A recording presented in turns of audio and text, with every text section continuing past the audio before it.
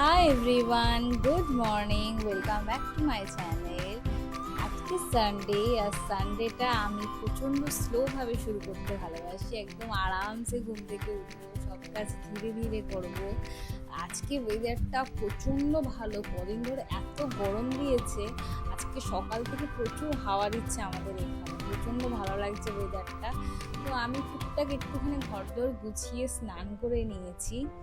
আজকে যেহেতু এক জায়গায় যাওয়া আছে আমাদের, তা ওই জন্য আর লাঞ্চে কিছু বানানোর নেই, রিল্যাক্সে বসে আমি এখন আরামসে ব্লগ বানাচ্ছি।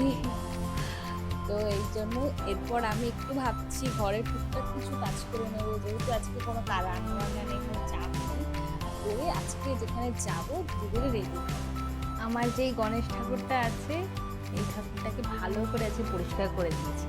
রবিবার দিন সবাই সুন্দর করে শ্যাম্পু ট্যাম্পু করে পরিষ্কার হয়, ঠাকুরেরও তো ইচ্ছা করে একটু সুন্দর করে ফ্রেশ হতে। তো চলো ঠাকুরের জন্য ছাদে গিয়ে এখন দেখি যে ঠাকুরের জন্য কোনো ফুল ফুটেছে নাকি। চলো,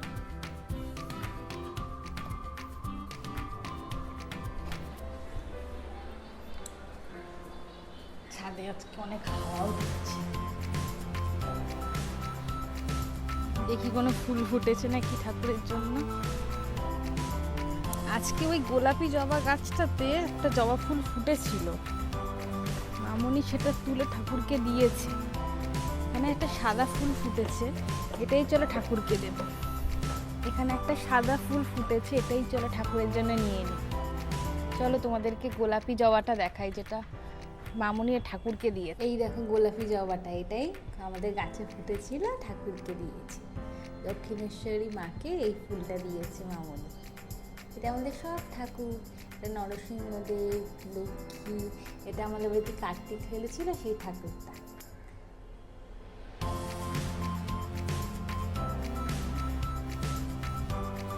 ঠাকুরের পায়ে ফুলটা দিয়ে দিলাম। আজকে ফুলটা ভাগ্যিস ফুটেছিল, না হলে তো ছাদে গিয়ে কিছুই পেতাম না। ঠাকুর তো সুন্দর করে সেজে গুজে নিয়েছে, রবিবার স্পেশাল।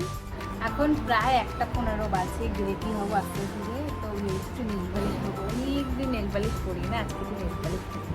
চলো আমার নেল পালিশের কালেকশন আমাদের সাথে শেয়ার করি।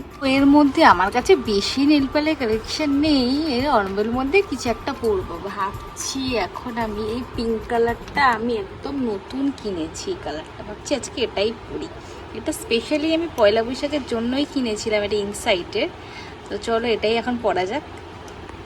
ফাইনালি আমি নেল পালিশটা পরে নিয়েছি, অনেক দিন পর নেল পালিশ পরলাম, আর নেল পালিশের রঙটা আমার প্রচণ্ড ভালো লেগেছে।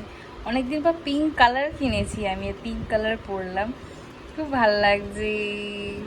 নিজেকে একটু সেলফ কেয়ার, সেলফ প্যাম্পার আমার মনে হয় সপ্তাহে একদিন তো করাই যায়। তো চলো এবার রেডি হয়ে নিই, স্পেশালি কি পরবো এখন সেটাই দেখতে হবে। ভাবছি কি পরা যায় আজকে। এই যে শাড়িটা দেখছো, এই শাড়িটা আমি কিনেছি পয়লা বৈশাখে, আর এই দুটো জামাও কিনেছি, পরে যখন পরবো তোমাদের সাথে অবশ্যই শেয়ার করবো আমি কি কিনেছি না কিনেছি।